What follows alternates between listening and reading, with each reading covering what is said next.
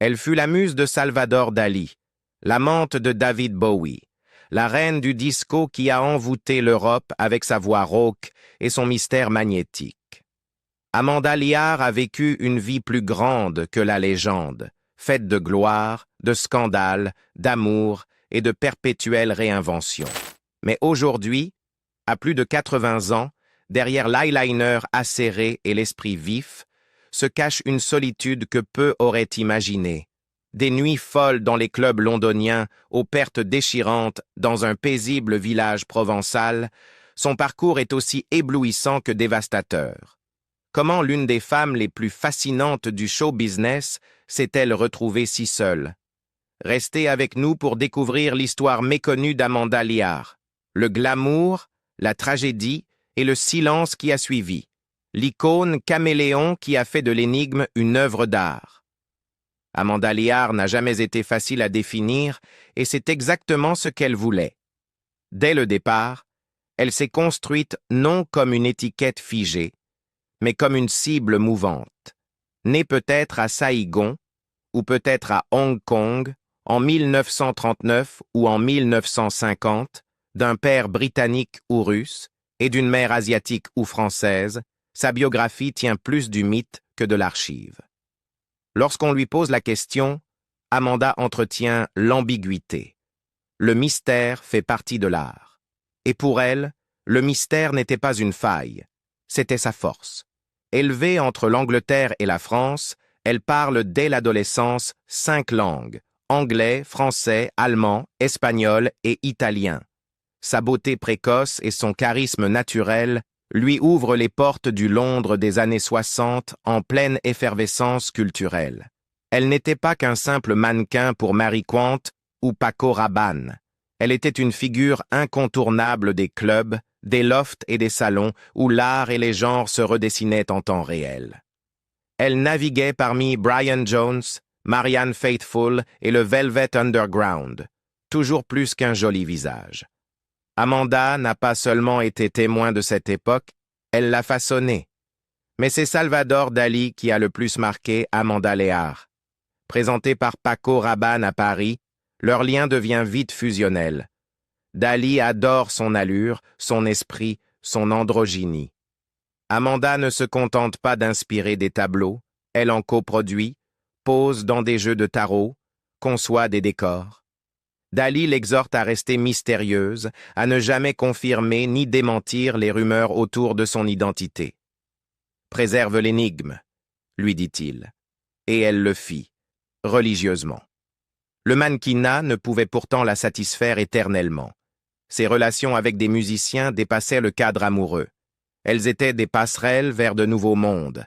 Avec Brian Jones des Rolling Stones, elle danse à travers les nuits les plus folles de Londres. Il l'immortalise même dans une chanson, Miss Amanda Jones. Plus tard, avec Brian Ferry de Roxy Music, elle apparaît sur la pochette de For Your Pleasure en bustier de cuir noir, tenant une panthère en laisse. Cette image attire l'œil de David Bowie, qui demande à la rencontrer. Leur alchimie donne naissance à une romance brève mais décisive. Bowie voit au-delà de l'apparence, il voit une artiste, il paie ses cours de chant et de danse, lui décroche des apparitions télévisées, l'encourage à monter sur scène. C'est lui qui la pousse à sortir son premier single en 1975. C'est elle qui transforme cette impulsion en carrière. À la fin des années 70, Amanda Lear n'est plus muse, elle est vedette. Sa voix grave, fumée, presque parlée, tranche dans un monde disco dominé par les aigus et les paillettes. Avec des titres comme Blood and Honey ou Queen of Chinatown, son album I Am a Photograph devient un phénomène en Europe. Son second opus, Sweet Revenge, offre Follow Me, épopée disco sombre aux accents faustiens. Amanda ne chante pas seulement, elle incarne un personnage. Elle personnifie le désir, le danger et le kitsch à parts égales. Elle parcourt le monde en tournée, conquiert des publics inattendus en Thaïlande, en Équateur, au Liban, et devient une rare star occidentale à portée vraiment globale. Mais Amanda ne s'est jamais contentée d'un seul rôle. Elle se réinvente encore, cette fois à la télévision. En Italie, Silvio Berlusconi lui offre une émission en prime time. Amanda Lear, reine du disco, devient Amanda Lear, animatrice télé. Son humour mordant, sa spontanéité et son élégance séduisent l'Europe. Elle anime des émissions en France, en Allemagne, en Italie, pendant plus de 20 ans, devenant une figure culturelle aussi durable qu'imprévisible. Même si les modes musicales changent, Amanda continue de sortir des albums. Du synth-pop à l'eurodance, elle embrasse chaque mutation sans jamais s'excuser. Elle enregistre Diamonds for Breakfast, Tam Tam, Alter Ego. À chaque fois, une nouvelle mue. Elle ne suit pas les tendances, elle les infléchit. Dans les années 2000, elle trouve une nouvelle scène, le théâtre. Elle joue dans des comédies comme Panique au ministère et épate la critique par son timing comique et sa présence scénique. Ce qui n'était qu'un pari devient un triomphe. Les salles se remplissent, les critiques applaudissent. Encore une fois, Amanda prouve que la réinvention est, chez elle, une vocation. La mode aussi revient frapper à sa porte. Des créateurs comme Jean-Paul Gaultier ou Riccardo Tisci la célèbrent comme muse. Louis Vuitton choisit sa chanson Alphabet pour une campagne mondiale. Elle revient au studio avec Tube Rose, son 18e album, mêlant chansons françaises, cabaret et électro. Elle revisite ses anciens succès comme Fashion Pack, non par nostalgie, mais par affirmation. Amanda Lear n'a jamais disparu. Elle a simplement changé. La rumeur sur le genre qui devint sa meilleure arme. Depuis plus de 50 ans, Amanda Lear reste l'une des figures les plus énigmatiques du monde du spectacle. Non seulement pour ses talents multiples, mais aussi pour le voile de mystère entourant son identité de genre. L'histoire de la rumeur sur le genre d'Amanda Lear commence, comme il se doit, dans l'univers de l'art. Lorsqu'elle devient la muse de Salvador Dali dans les années 1960, le peintre, provocateur invétéré, a l'habitude d'employer le masculin pour s'adresser à tout le monde, même aux femmes. Cette excentricité, anodine pour certains, fait naître des spéculations dans le cercle du maître surréaliste. Comme Amanda l'a expliqué dans l'émission C'est à vous sur France 5 en 2022, la légende est née simplement parce que j'ai passé du temps avec un génie fou, Salvador Dali, qui parlait à tout le monde au masculin. Alors les gens ont dit « Peut-être qu'Amanda Lear est un travesti ou un transsexuel ». Mais au lieu de rejeter cette rumeur, elle en a embrassé le côté théâtral.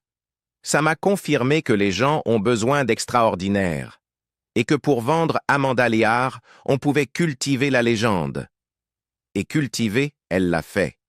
Avec sa voix grave et sensuelle, et sa beauté anguleuse défiant les normes féminines traditionnelles, Amanda Lear se démarque dès les années 70. Son unicité suscite la curiosité.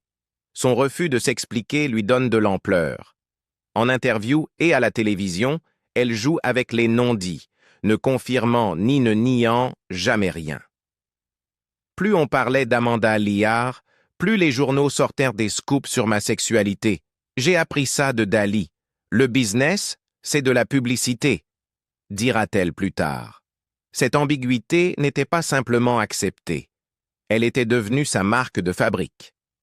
Elle lui donnait un avantage dans un marché musical saturé de divas disco et de jolies débutantes. À l'époque, toutes les jolies filles voulaient chanter. Dès qu'une fille était belle, elle sortait un disque. Ce n'était pas facile de se distinguer, confia-t-elle à Le Point. Mais Amanda s'est bel et bien distinguée, avec éclat. Elle a vendu plus de 28 millions d'albums. Alors à tous ceux qui ont parlé de moi et qui continuent, je dis merci, lança-t-elle avec son mélange typique d'ironie et de défi. Évidemment, tout le monde n'a pas abordé le sujet avec autant de légèreté. Certains médias et personnalités ont traité la rumeur comme un scandale ou une révélation. En 2015, la légende des nuits parisiennes, Régine affirmait avoir connu Amanda quand elle était encore un homme.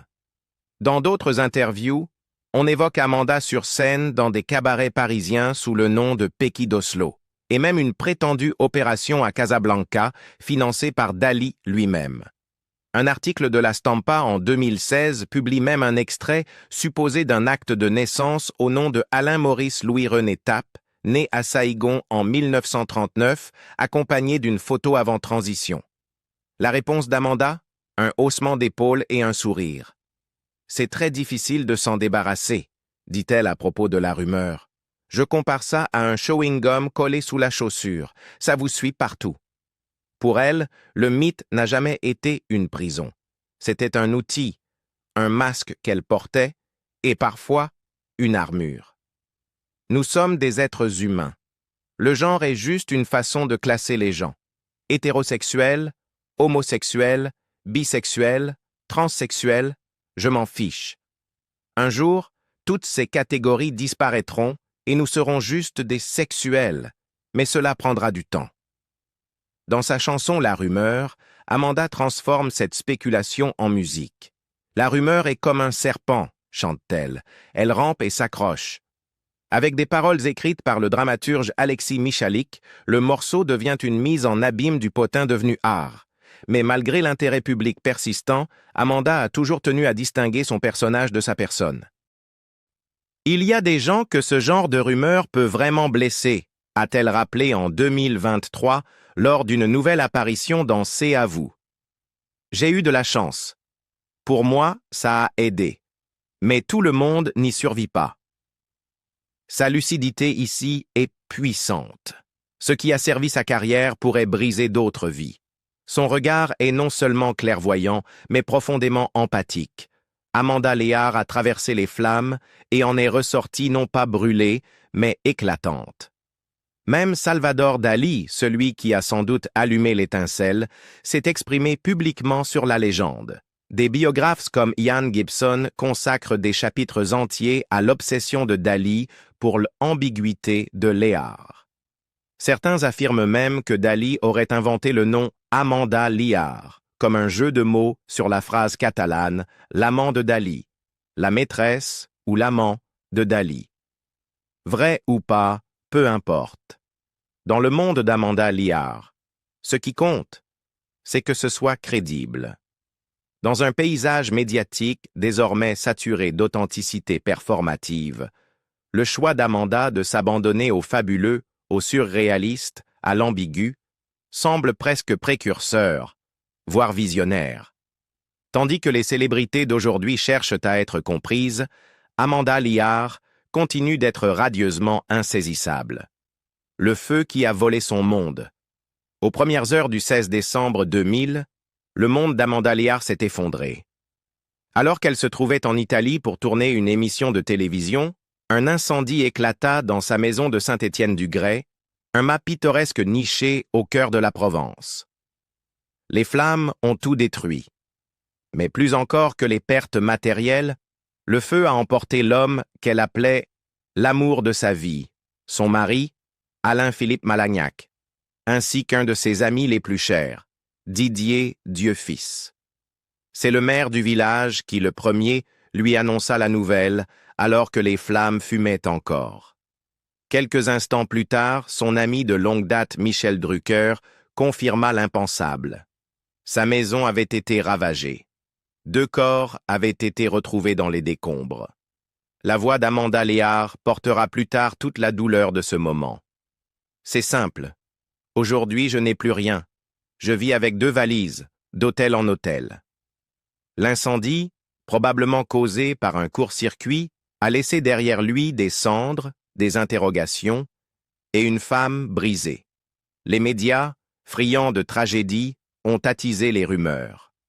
Le passé d'Alain Philippe, notamment sa relation controversée avec l'écrivain Roger Peyrefitte, a été remis en lumière.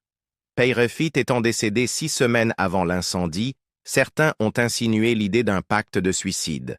Dévastée, Amanda Léard a dû faire face à ces spéculations. Elle finira par s'exprimer publiquement pour rétablir la vérité. Les rapports d'experts sont clairs. Aucun accélérant n'a été retrouvé, et la piste criminelle a été écartée. C'était un accident tragique. Ils sont morts en inhalant des gaz toxiques. Ils n'ont pas souffert. Mais même après la fin des rumeurs, la douleur émotionnelle est restée. J'ai perdu toutes les lettres d'amour, toutes les photos. Personnellement, je n'ai plus aucun bijou, plus un disque, rien. Même les quelques tableaux que Dali m'avait offerts ont disparu, confia-t-elle à Le Parisien 1 an plus tard. Même si tout avait été assuré, j'aurais touché peut-être 2 millions d'euros. Mais l'argent ne ramène pas un mari. Amanda ne s'est jamais remariée. C'était l'amour de ma vie, dit-elle simplement. Après un tel drame, dans la première vague de désespoir, on a juste envie de prendre un revolver et de le suivre. Mais je ne l'ai pas fait. Ce qui a suivi fut une année d'obscurité. Je ne vais pas bien, admettait-elle alors. Je prends des antidépresseurs et mon psychanalyste dit que je ne suis pas encore sorti du trou. Sa maison, réduite à 4 murs sans toit, était en reconstruction. Mais pour Amanda, ce n'était pas qu'un bâtiment. Je ne peux pas avancer tant que la maison n'est pas reconstruite. C'est comme si j'avais une écharde dans le pied qui m'empêche d'avancer. Elle a alors affronté la douleur comme elle l'a toujours fait, en travaillant. J'essaie de me plonger entièrement dans mon travail, disait-elle. À l'époque, elle faisait la promotion de son album Heart, enregistré dans la foulée de la tragédie. Elle a tourné un spécial du Nouvel An avec Michel Drucker, puis est revenue sur les plateaux de télévision italiens. Le travail ne faisait pas oublier, mais il permettait d'y penser un peu moins. Le feu n'a pas seulement emporté son mari. Il a anéanti une vie entière de souvenirs, d'histoires, d'art et d'amour. La maison de Saint-Étienne-du-Grès n'était pas un simple refuge. C'était un sanctuaire d'intimité, un lieu de paix pour celles qui avaient conquis les pistes de danse européennes et illuminé les plateaux de télévision nocturnes entre Olivier et Soleil provençal.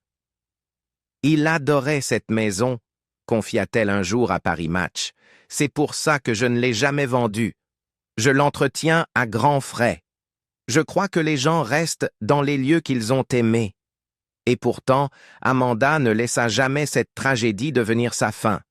Elle a reconstruit la maison, lentement, douloureusement. Et en le faisant, elle a commencé à se reconstruire elle-même. Mais la cicatrice, elle, est restée. Des années plus tard, elle parlait encore d'Alain Philippe au présent, comme s'il était juste dans une autre pièce. Je suis toujours seule. Je n'ai pas réussi à tourner la page, avouait-elle. Et je suis en colère contre Dali de ne pas l'avoir bien traité. Quand je lui ai annoncé que j'avais épousé Alain Philippe, Dali m'a envoyé une couronne mortuaire. Un geste cruel de la part de celui qu'Amanda appelait autrefois son mari spirituel, un rappel que la mosaïque de sa vie, aussi brillante soit-elle, comporte aussi des éclats de cruauté. Mais Amanda Léard n'est pas qu'une survivante. Elle est une artiste de la métamorphose. Quand le feu a menacé de l'éteindre, elle a répliqué par la musique, le théâtre, la peinture. Et même si elle plaisanta plus tard sur le fait de fermer boutique avec les hommes, il n'y a pas de chapitre final pour Amanda. Seulement des transformations. Aujourd'hui, en regardant en arrière, l'incendie de 2000 apparaît comme bien plus qu'un drame. C'est un moment fondateur dans une vie déjà marquée par le mythe, la réinvention et la résilience. Il l'a dépouillée de presque tout, et pourtant, elle s'est tenue debout. Peut-être est-ce là le geste le plus Amanda Léard de tous. Faire face à l'anéantissement et renaître, en talons, avec du feu dans les yeux et une histoire à raconter. Les multiples visages de l'amour. La vie amoureuse d'Amanda Léard a toujours ressemblé à un roman écrit par le destin et annoté par la malice. En 1965, bien avant que le monde ne la connaisse comme diva glam rock ou muse de Dali, elle était Amanda Tapp, une étudiante en art ambitieuse naviguant dans le tumulte vibrant du Londres des swinging 60s. C'est là, au cœur éclectique de Notting Hill, qu'elle croisa la route de Morgan Paul Lear, un jeune étudiant écossais en architecture de 20 ans.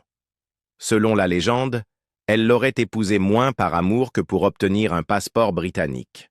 Le mariage fut célébré le 11 décembre 1965 et Amanda Tapp devint Amanda Lear, un nom qui allait bientôt résonner sur les podiums de mode, les pistes de danse disco et les écrans de télévision européens.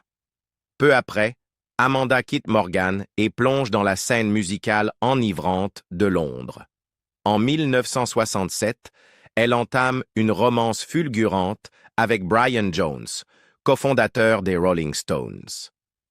Leur liaison, aussi brève qu'intense, laisse une trace indélébile. Jones lui dédie Miss Amanda Jones, la taquinant dans les paroles sur ses traits saisissants et l'inscrivant à jamais dans la mythologie du rock. Ce fut l'une de ces relations où les frontières entre muse, art et intimité se confondent. Dans les années 70, Amanda tombe sous le charme d'une autre icône musicale, Brian Ferry, de Roxy Music. Leur aventure s'éteint rapidement, mais l'image d'Amanda en bustier de cuir noir, tenant une laisse sur la pochette de For Your Pleasure, devient un symbole intemporel du glam rock. Cette image attire l'attention de celui qui bouleversera sa vie, David Bowie. Présenté par Marianne Faithfull, Amanda et Bowie se rencontrent dans des circonstances peu flatteuses. Il a la grippe, pas de sourcils et des yeux dépareillés. Pourtant, il est fasciné. Rapidement, ils deviennent voisins à Chelsea et amants une fois la nuit tombée. Mais Bowie fut plus qu'un amant, un mécène artistique. Il finança ses cours de chant et de danse, l'encouragea à chanter, la poussa à croire en elle. Leur liaison fut brève mais intense. Au lit, c'était un bon amant, dira-t-elle. Mais surtout, il croyait en moi. Son premier single, une reprise du trouble d'Elvis Presley, marqua le début d'une carrière musicale lancée sous l'impulsion de Bowie. Mais le chapitre le plus surréaliste de sa vie amoureuse reste sa relation longue et complexe avec Salvador Dali. Présentée par Paco Rabanne, Amanda rencontre le peintre excentrique à Paris alors qu'elle n'a que 18 ans. Dali est immédiatement captivé et Amanda entre dans un ménage à trois non conventionnel avec Dali et sa femme Gala. Leur arrangement défie toute norme. Amanda devient muse, confidente, collaboratrice. Ils passent leurs étés à Cadaqués, créent ensemble, vivent entre art et illusion. Amanda se souvient un jour de Gala lui disant qu'elle en avait assez de dormir avec ce vieux qui ne savait plus ce qu'il faisait. Amanda finit par dépasser cette relation à mesure que sa carrière et ses ambitions prenaient de l'ampleur. Mais la trace laissée par Dali fut éternelle. En 1979, Amanda épouse Alain-Philippe Malagnac à Las Vegas. Homme à la fois littéraire et controversé, Alain-Philippe avait été le compagnon de l'écrivain Roger Péroffitte. Bien que leur mariage ne soit pas reconnu légalement en France, il devient le lien amoureux le plus profond de la vie d'Amanda. Ensemble, ils s'installent dans le sud, dans une maison paisible, vivant une vie créative et discrète, jusqu'à ce que le feu ravage leur maison et emporte Alain. Le deuil faillit la détruire. Pendant un temps, elle erre d'hôtel en hôtel, sans savoir si elle se relèverait un jour. Mais Amanda Lear ne reste jamais brisée bien longtemps. Les années suivantes, elle trouve du réconfort dans les bras d'hommes plus jeunes. Sa relation la plus médiatisée fut avec le mannequin italien Manuel Casella, de près de 40 ans, son cadet. Ils restent ensemble près de 10 ans avant de se séparer en 2008. La presse raille l'écart d'âge. Amanda s'en moque. « J'ai toujours fait ce que je voulais et ce n'est pas maintenant que je vais changer. » D'autres relations suivront. Marco Piracini, Anthony Ornez, Nicolo, Ricardo Perna, toutes brèves, mais assumées. Amanda n'a jamais demandé la permission. « Mon dernier grand amour m'a quitté pour une Miss Météo, » dit-elle en riant. « Je suis mieux seule. J'ai renoncé au couple, mais pas à l'amour. » Aujourd'hui, elle vit dans la maison reconstruite de Provence, entourée d'animaux en qui elle a plus confiance qu'en les hommes. Eux, au moins, ne m'ont jamais menti, jamais déçu. Les romances d'Amanda Lear ont toujours défié les conventions, comme tout le reste dans sa vie. Mais à travers chaque amour, chaque blessure, chaque renaissance, une vérité subsiste. Elle n'a jamais été simplement la muse de quelqu'un. Elle a toujours été l'œuvre d'art en mouvement. À plus de 80 ans, elle ne court plus après la gloire, et pourtant, elle reste inoubliable.